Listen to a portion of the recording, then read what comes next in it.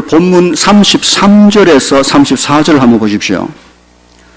예수께서 이러한 많은 비유로 그들이 알아들을 수 있는 대로 말씀을 가르치시되 비유가 아니면 말씀하지 아니하시고 다만 혼자 계실 때 그 제자들에게 모든 것을 다 해석해 주셨다 그랬습니다. 예수님이 진리를 가르치실 때 비유로 가르치신 이유를 말씀하십니다. 하나는 잘 알아들을 수 있도록 하기 위하여 쉽게 이해되도록 예를 들어서 진리를 가르쳐 주십니다. 그래서 비유를 들어 설명하면 이해하기가 쉽고 오래 기억되고 잘 알 수 있기 때문에 그렇습니다. 그런데 혹 그렇지 않는 것까지도 굳이 다 비유가 아니면 말씀 안 하실 정도로 비유를 쓰신 또 하나의 이유는 그 말씀을 듣는 자들 가운데 이 말씀의 뜻을 깨달으면 안 될 사람들이 있기 때문에 그렇습니다. 소위 들을 귀가 없어서 들어도 그 의미와 그 내용을 전혀 받아들이지 않는 사람들이 있습니다. 완악한 자들, 천국 복음이 그들에게 합당하지 않는 자들이 있어서 그렇습니다. 바리새인이나 서기관들이나 또 많은 무리들이 모였지만 예수님에 관심 없고 하나님, 천국, 영생, 영혼, 죄사함 이런 데 관심 없고 오직 병고침, 축복, 성공, 잘 되는 거, 돈 버는 거, 건강 이런 데에만 관심 있는 사람들에게 천국은 의미가 없습니다. 그런 사람들은 들어야 될 것만, 자기가 원하는 것만 듣지 진짜로 들어야 될 것은 귀를 닫아버리는 듣는 귀가 없는 사람들입니다. 결국에 예수님께서 이런저런 비유로 말씀하실 때 그들은 뭐 다 아는 이야기, 뭐 농사 씨 뿌리는 거 누가 모르노? 들어봐도 별 이야기도 아니고 다 알고 괜히 시간 낭비네, 괜히 왔네, 별 것 없네, 재미없네 이런 사람들, 그들은 결국은 그 비유를 들어서나 하나도 깨닫지 못하고 다 돌아가 버리고 맙니다. 그래서 비유를 들을 자만 들어라 라고 말씀하신 것입니다. 그런 후에 오늘 본 34절 보니 예수님께서 혼자 계실 때에 그 주에게 남아있는 자들 그리고 그 제자들에게 그 비유에 대하여 하나하나 자세하게 설명해 주고 계신 내용이 나옵니다. 그래서 오늘 본문은 예수님께서 그 제자들을 가르치시는, 훈련하시는 성격이 뚜렷합니다. 12제자를 부르시고 장차 하나님 나라의 생명의 복음을 전하 이 땅에 증거하기 위한 사역자들을 훈련하는 과정 중에 있는 내용으로 볼 수 있습니다. 제자 훈련의 한 과정입니다. 오늘 우리가 함께 읽은 이 본문의 구조를 보면 크게 두 부분으로 이렇게 나누어 볼 수 있습니다. 지난주 일에 설교한 내용을 포함해서 4장 1절부터 29절까지가 한 덩어리입니다. 그 속에는 세 가지 예수님의 비유가 설명되어 있습니다. 씨 뿌리는, 씨가 뿌려진 땅의 종류, 네 종류에 대한 밭의 비유가 나오고, 그 다음에 씨의 비유, 스스로 자라는 씨의 비유, 그리고 또 한 가지는 겨자씨 비유, 이 세 비유 이야기를 주께서 하시고 설명하십니다. 그런데 이 비유를 어디에서 가르치고 말씀하시느냐 하면 처음에는 바닷가입니다. 해변가에서 주님은 작은 배를 띄워 타시고 무리들은 해변에 앉아서 가르치고 듣도록 그렇게 하셨습니다. 나중에는 제자들과 그를 따르는 사람과 함께 따로 조용한 곳에서 주님 가르치시고 그들은 앉아서 듣는 바로 그런 모습입니다. 마치 학교에서 선생님이 반아이들을 모아놓고 앞에서 가르치고 아이들은 열심히 선생님의 말씀을 듣는 교실과 같은 내용입니다. 그래서 앞에 비유는 마치 교실과 같은 환경에서 주께서 제자들과 무리들에게 진리를 가르치신 교육 내용입니다. 그리고 뒷부분 덩어리는 35절부터 41절까지 내용인데 예수님께서 그 따르는 자들과 제자들을 데리고 거기서 나와 어디로 가십니다. 어디로 가십니까? 바닷가 해변가가 아니라 바다 한가운데로 들어가십니다. 교실이 아니라 파도가 이는 물길이 치는 폭풍이 칠 수 있는 바다 한가운데로 그들을 데리고 가신 것이지요. 왜 그렇게 하셨습니까? 교실에서 배운 하나님의 말씀, 참된 진리가 삶의 현장에서 실습되어야 되기 때문에 그런 것입니다. 예수님은 제자들과 함께 바다 한가운데 고난이 있는, 폭풍이 있는, 파도가 있는 현장으로 그들을 데려가십니다.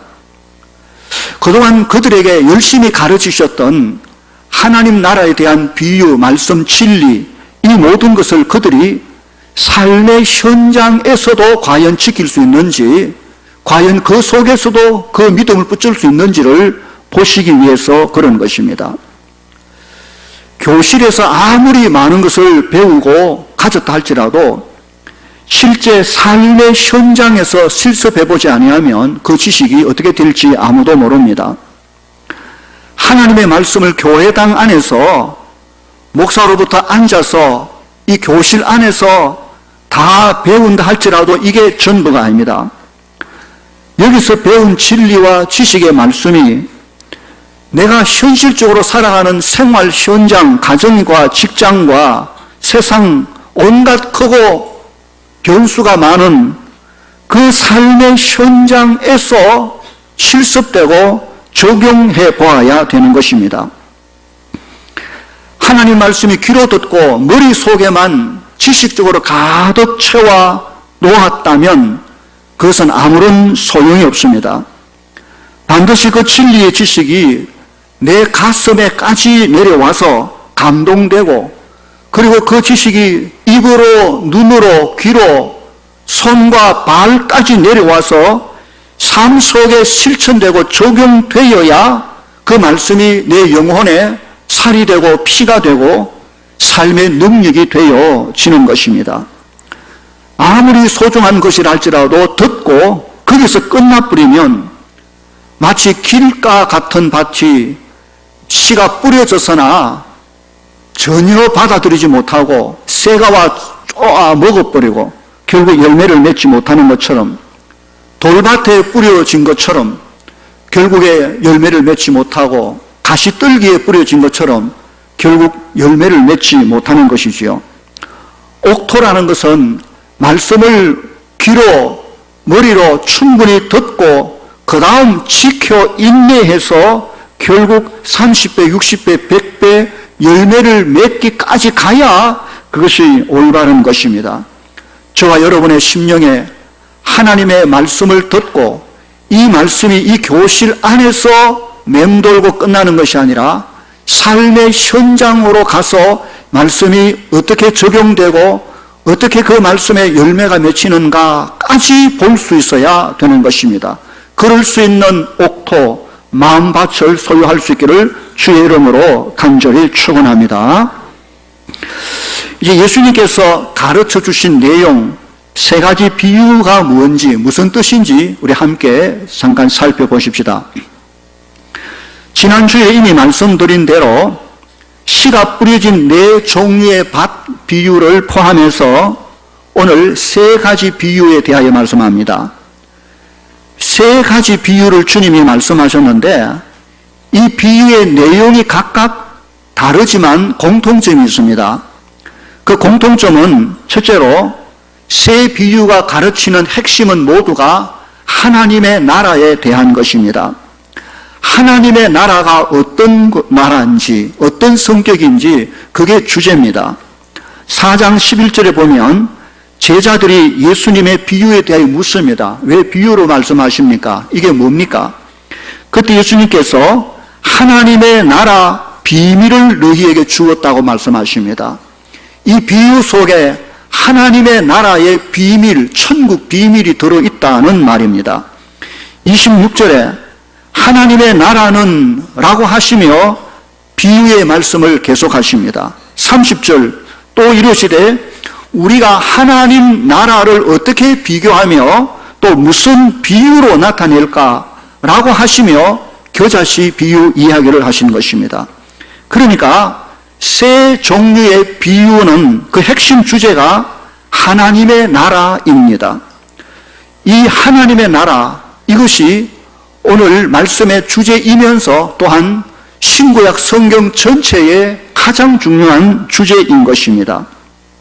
하나님의 나라, 하늘나라, 천국입니다. 하나님께서 천지 만물과 인생을 창조하셨을 때 온 땅 세상은 바로 하나님의 나라, 하나님의 다스림, 그 영광 속에 복을 누리며 사는 그런 나라였습니다. 그런데 죄가 들어옵니다. 아담과 하와가 범죄하지요. 사단의 유혹으로 말미암아 이 땅에 하나님의 나라에 죄가 스며 들어오면서 문제가 생깁니다. 세상은 어두워졌고 고통과 사망이 찾아오게 됩니다. 죄의 유혹자 사단이 세상을 통치하고 다스리는 곧 이 땅이 세상 나라가 되고 마는 것입니다. 마귀가 통치하는 불법의 나라로 변합니다. 그러나 하나님은 결코 그런 나라, 하나님의 나라가 그렇게 되도록 허락하지 아니하십니다. 하나님은 그의 아들을 세상에 보내십니다. 그 아들 예수 그리스도, 그는 이 땅에 하나님 나라의 왕으로 오셨습니다. 그가 오셔서 문제가 된 죄의 문제를 해결하시기 위해 십자가에 친히 죽으시고 다시 사십니다.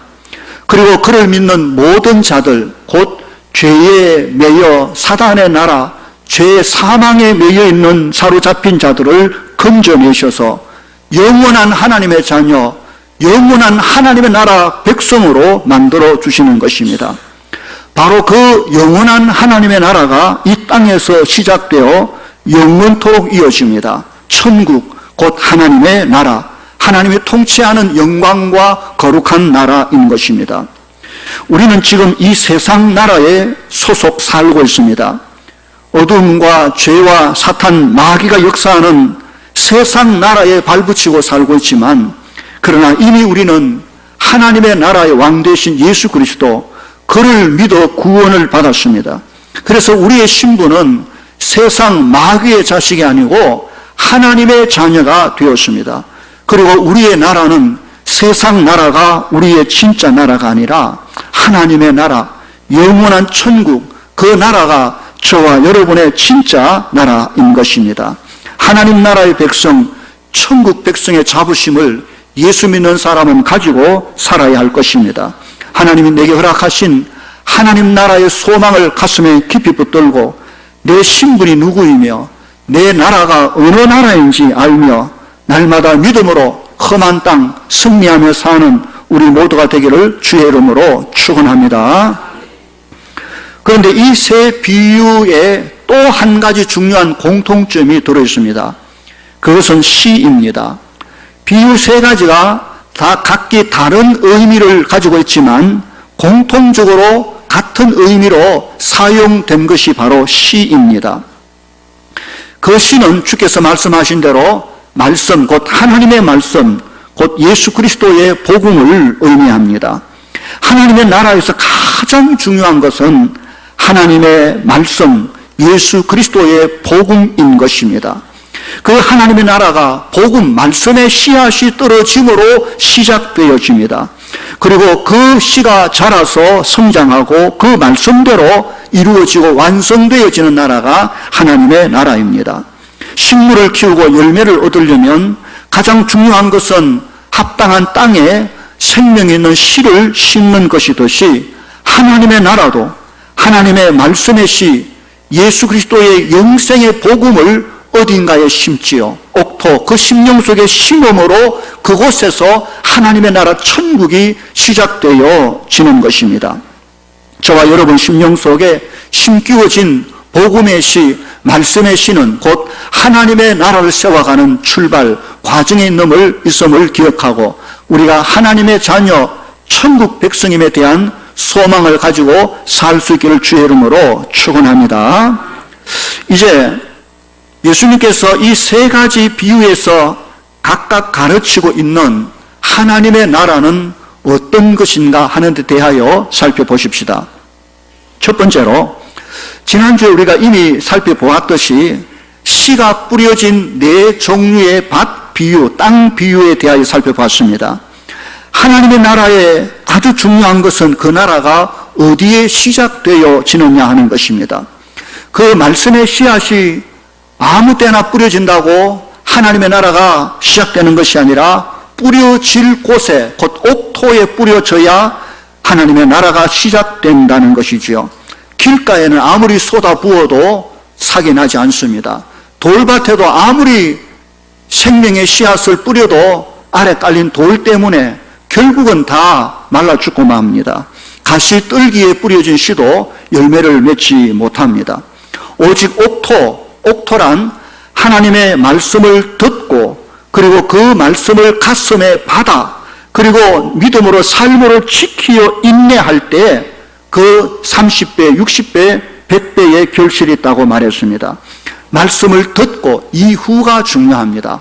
옥토란 말씀을 들은 것으로 끝나는 것이 아니라 그 이후 그 말씀을 어떻게 지키고 붙잡아 열매가 맺기까지 믿음으로 기다려 가느냐가 중요한 것입니다. 저와 여러분 속에 하나님의 나라, 말씀의 씨앗이 이미 들어왔고 우리 속에 하나님의 나라에 대한 소망이 날마다 커지며 실제로 이 땅 위에 천국 백성의 삶과 복을 누리며 살아가는 것이 이 원리에 의한 것입니다.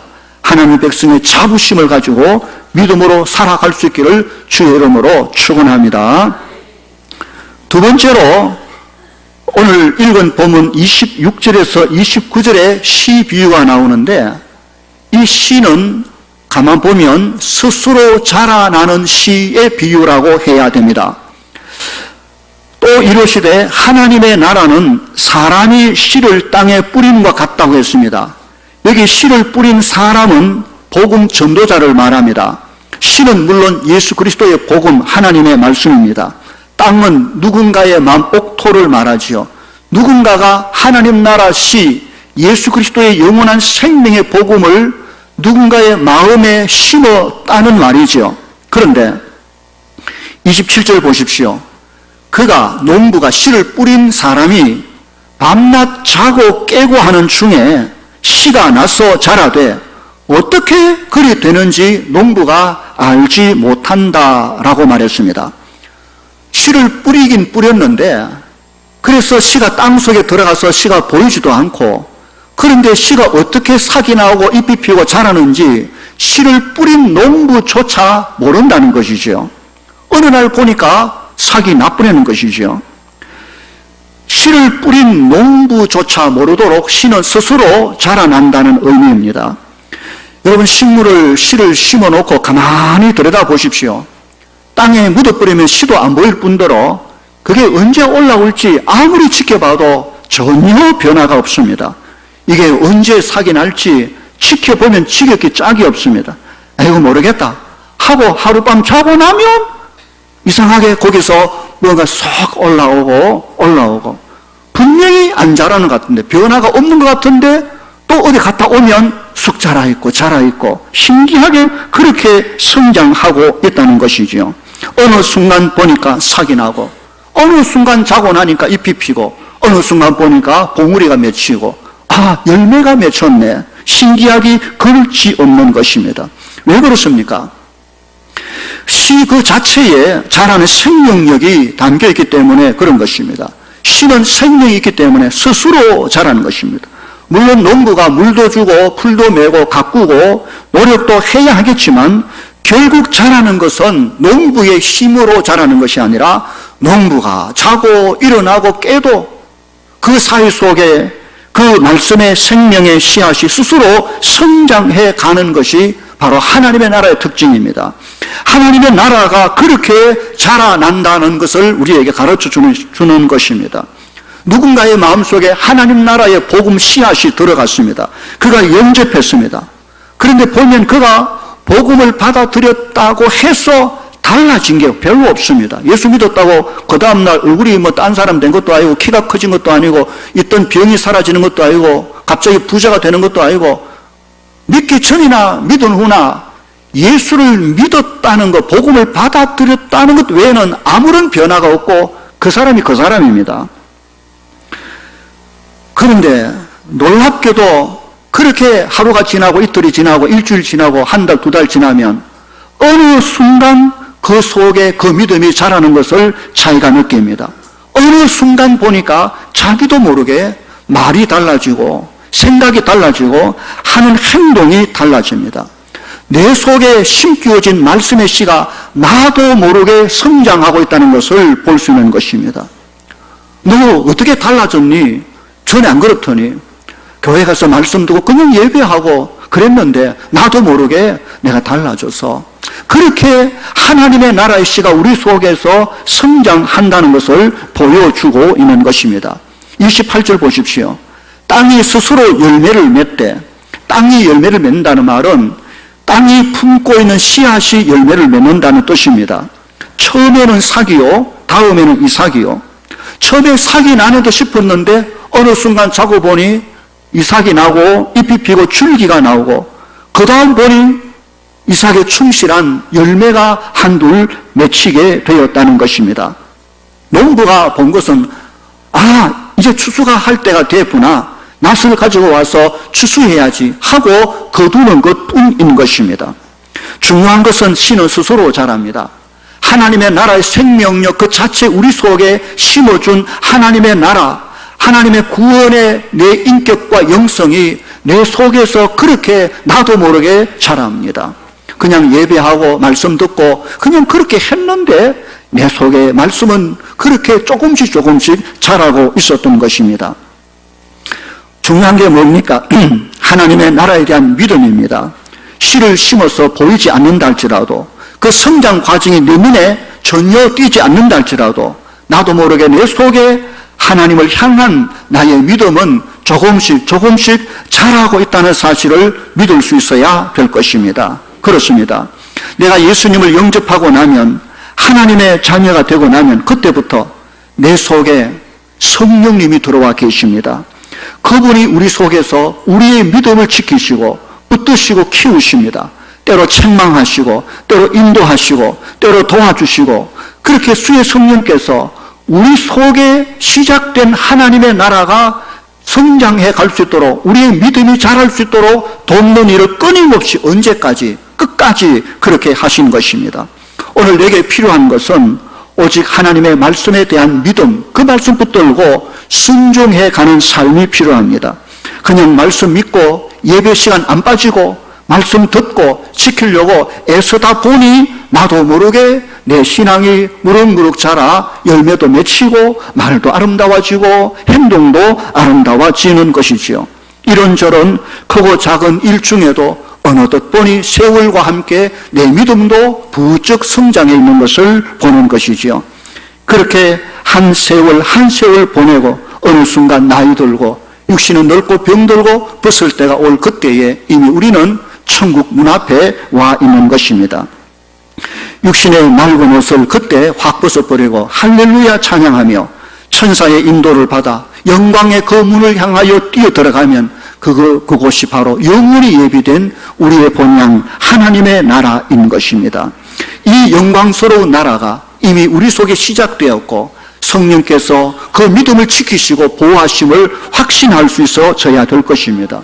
어떠한 환경과 여건 속에도 이 소망과 이 믿음을 놓치면 안 되는 것입니다.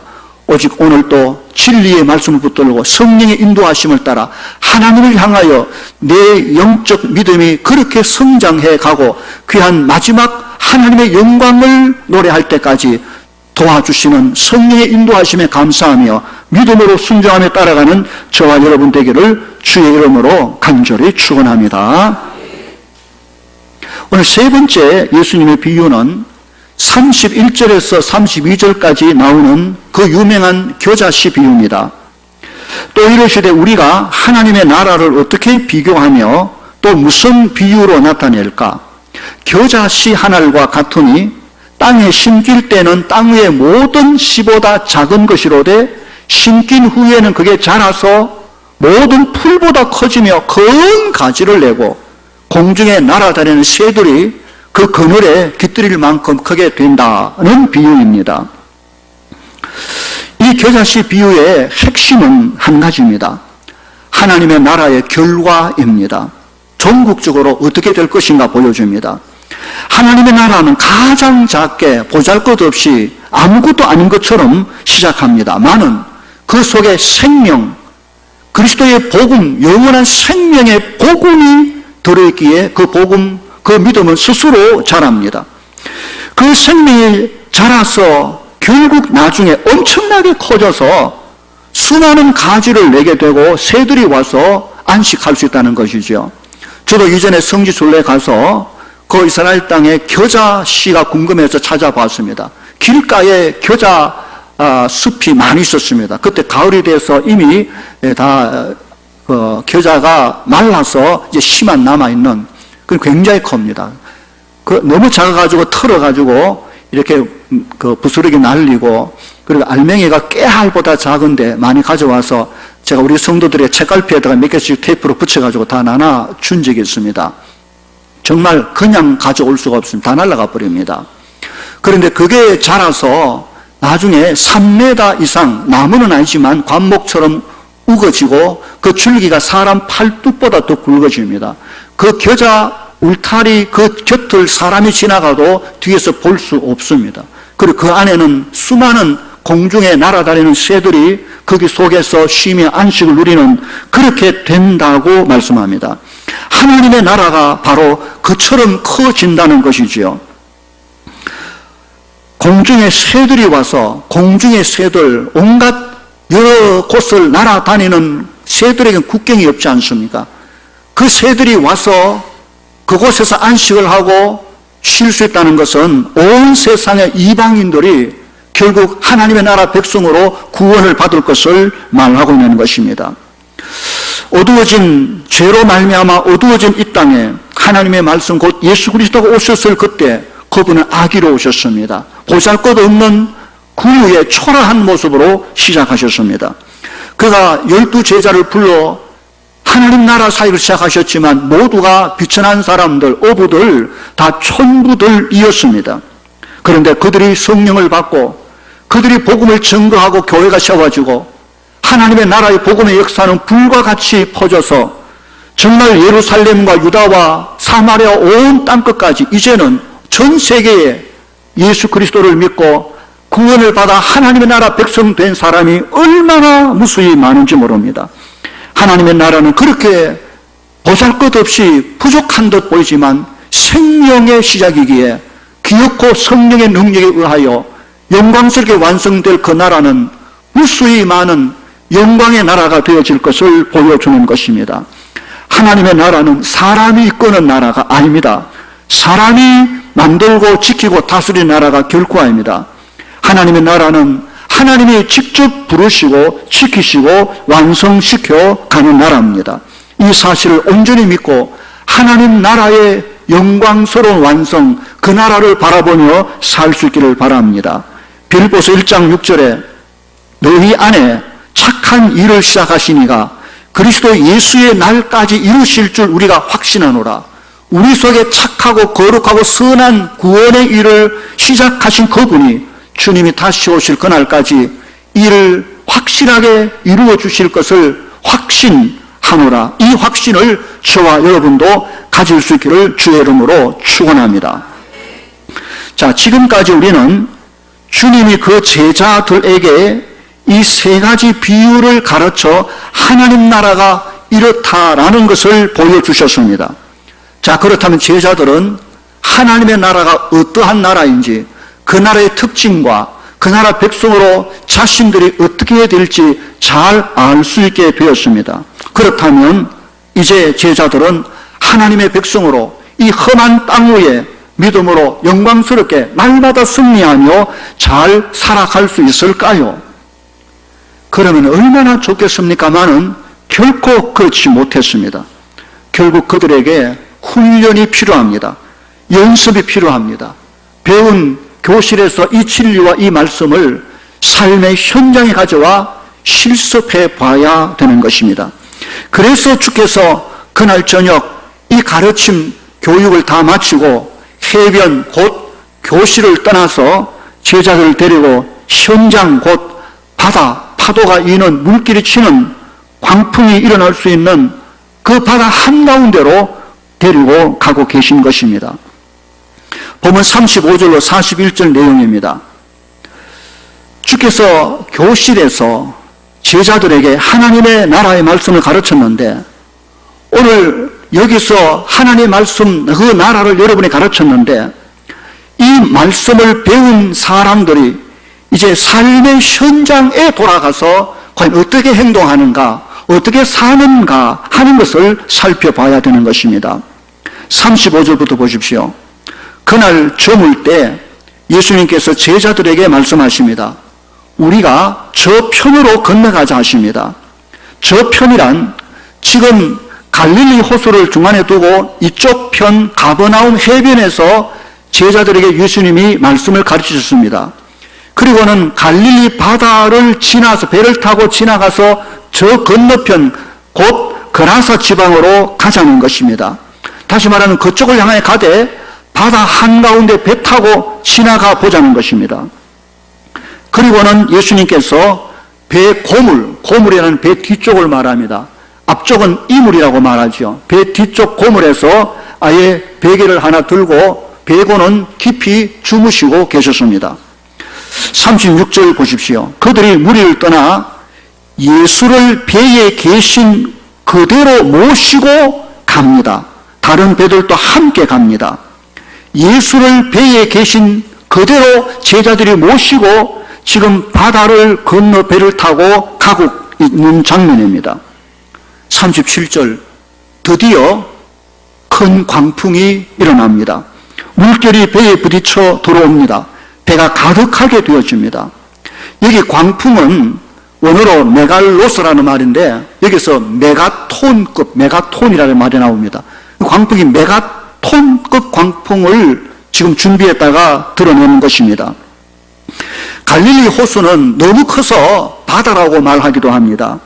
그런데 그 수면이 해수면보다 200m나 낮은 곳에 위치했습니다. 양쪽에 높은 산들이 우거싸 있고 북쪽에서 아주 높은 헬몬산 그 차가운 공기가 밑을 향하여 이산기를 일으켜 내려오면 갑자기 그 골짜기 같은 곳에 있던 호수가, 잔잔한 호수가 뒤집어지듯 일어나게 되어집니다. 미친 듯이 요동을 치며 물결치는, 그래서 광풍이라고 말하는 것입니다.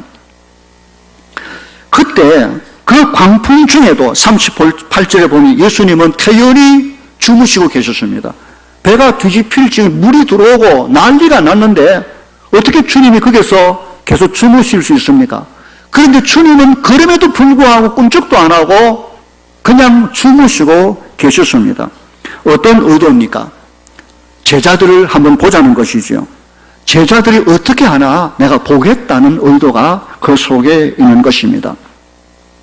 과연 그동안 하나님의 나라, 그 중요한 말씀들을 그렇게 가르치고 배웠는데 이들이 지금 이 현장에서 어떻게 반응하며 어떻게 행동하는지 그 믿음을 보시기 원하는 것입니다. 어떻게 했을까요? 그들이 과연 방금 배운 하나님 나라의 소망을 가지고 믿음으로 용감하게 차분히 주님을 의지하고 환난과 풍랑과 고난을 담담하게 대처해 나갈 수 있었습니까? 전혀 그렇지 않았습니다. 아예 그렇지 못했습니다. 38절 후반절 보십시오. 제자들이 예수님을 깨웁니다. 그리고 말합니다. 선생님이여, 우리가 죽게 된 것을 돌아보지 아니하시나이까? 이걸 보면 그냥 아주 제자들이 믿음이 좋아서 간절히 주님께 도움을 구하는 기도처럼 보이지만 사실 의미는 그게 아닙니다. 제자들이 선생님, 우리가 죽게 된 것을 돌아보지 아니하시나이까? 이 말의 뜻은 이렇습니다. 아니, 지금 이 판국에 잠이 옵니까? 지금 다 죽어갈 판인데 지금 자고 있는 게 말이나 될 소리입니까?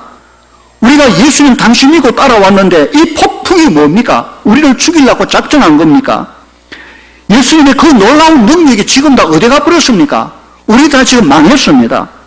그런 뜻이 그 속에 들어있습니다. 그 속에 원망과 불평이 가득 있습니다. 광풍 앞에, 그 곤란 앞에, 환난 앞에, 풍랑 앞에 제자들의 믿음은 온데간 데 없었습니다. 주님에 대한 믿음, 하나님에 대한 믿음, 시에 대한 그 가르쳤던 그 믿음이 전혀 보이지 않습니다. 이 장면을 다 알고 계신 예수님께서 결국 일어나셔서 아무 말씀하지 않으셨습니다. 그들 향하여 이런 방구 말씀하지 아니하시고 다만 고개를 돌려 그 일어나는 풍랑을 향하여, 파도를 향하여 꾸짖으십니다. 잠잠해라, 시끄럽다, 조용해 라고 말씀하자마자 그 물결치던 파도가, 풍랑이, 광풍이 고요하고 잔잔해졌습니다. 정말 신기하게도, 아니 그게 정상이지요. 천지를 지으신 하나님의 아들이 그 자연을 향하여 명령할 때 그 자연이 주의 말씀에 순종하셔서 너무나도 지극히 당연한 것입니다. 그렇게 몰아치던 광풍이 잔잔해져서 다시 조용한 호수가 되었습니다. 이제 보십시오. 한 배에 예수님과 제자들이 지금 함께 있습니다. 아까까지만 해도 죽는다고 과음을 치던 제자들, 그들 앞에 파도를 잔잔케 하신 주님, 같은 곳에서 서로 바라보고 있습니다. 분위기가 어떠했을까요? 아마 한동안 적막감이 흘렀을 것입니다. 주님은 주님대로, 제자들은 제자들대로 만감이 교차했을 것입니다. 결국 40절에 예수님께서 제자들에게 말씀하십니다. 어찌하여 이렇게 무서워하느냐? 이 말은 너희가 어찌 저 파도와 바람이 그렇게도 무섭더냐? 그래서 죽을 것만 같더냐?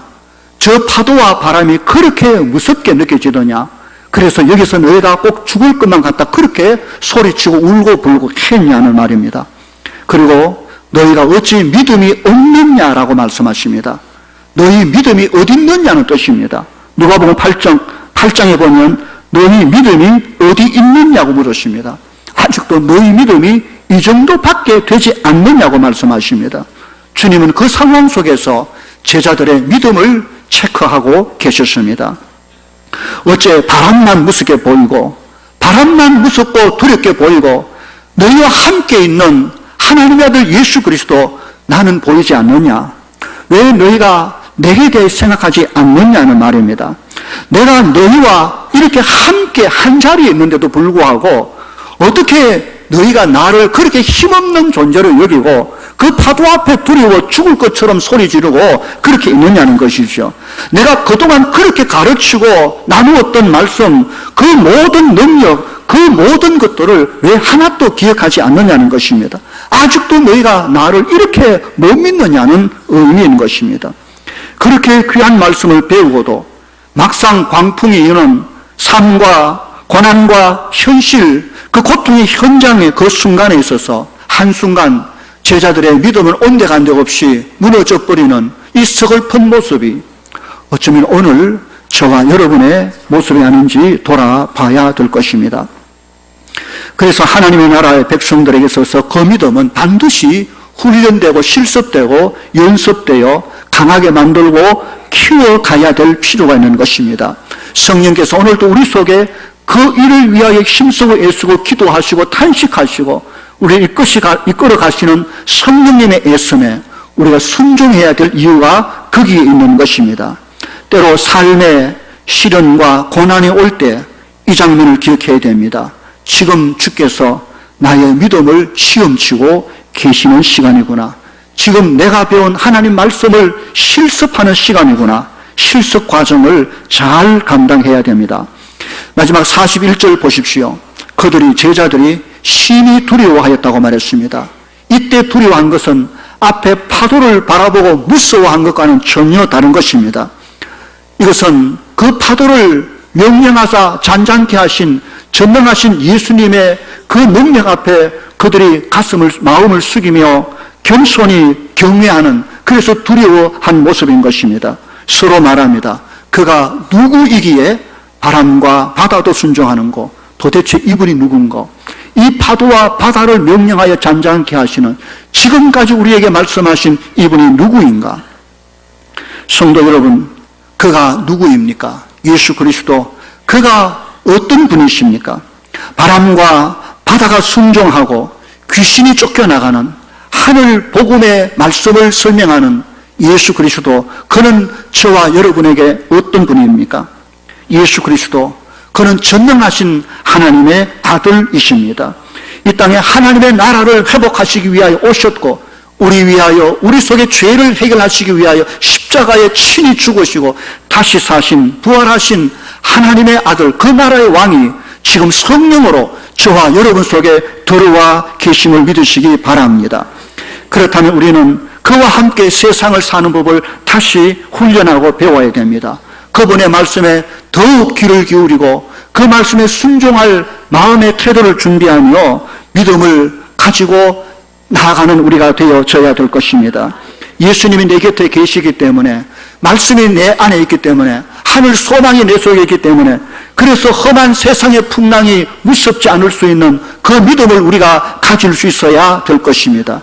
나와 함께 계신 주님이 나와 함께 계신에도 불구하고 파도를 바라보고 세상을 바라보고 무서워 죽겠다고 고함친다면 그 속에 그가 주님을 믿는 그 믿음이 어디 있는지 주께서 물으실 것입니다. 가끔씩 그런 생각을 합니다. 정말 생명도 없는 파도와 바다도 예수님의 말씀에 순종하는데, 하나님의 자녀 구원받은 영원한 생명을 가진 오늘 내가 주의 말씀에 불순종한다는 게 있을 수가 없는 일인데, 오늘 우리는 얼마나 있을 수 없는 그 짓을 많이 하는지 모릅니다. 굴러다니는 돌멩이 하나도 주의 말씀에 순종하는데, 하나님의 자녀인 내가 하나님의 말씀에 순종하지 않는다면 내 신앙은 나는 돌멩이보다 못한 자가 아닌가라는 생각을 안 할 수가 없는 것입니다. 우리는 그래서 우리의 믿음의 문제가 어떤지, 우리의 믿음이 얼마나 건강한지 돌아보며 그렇지 않는 부분을 내어놓고 회개해야 될 것입니다. 이미 하나님의 나라는 시작됐습니다. 여기 주님은 우리의 왕으로 우리를 통치하시는 그 통치의 은혜 속에 감사와 감격을 누리며 험한 세상 믿음을 키워 어떠한 경우도 주의 나라가 온전히 이루어지는 천국에 들어가기까지 말씀을 붙들고 하나님의 백성으로 능력 있게 살아내는 우리 모든 성도들 다 될 수 있기를 주의 이름으로 간절히 축원합니다. 함께 기도합시다. 말씀을 붙들고 결심하며 기도합시다. 우리 속에 영원한 생명의 시 예수 그리스도의 영생의 복음을 주셔서 하나님의 나라가 시작된 것을 감사하십시오. 성령님이 오셔서 우리의 신앙과 삶을 지키시고 보호하실 것입니다.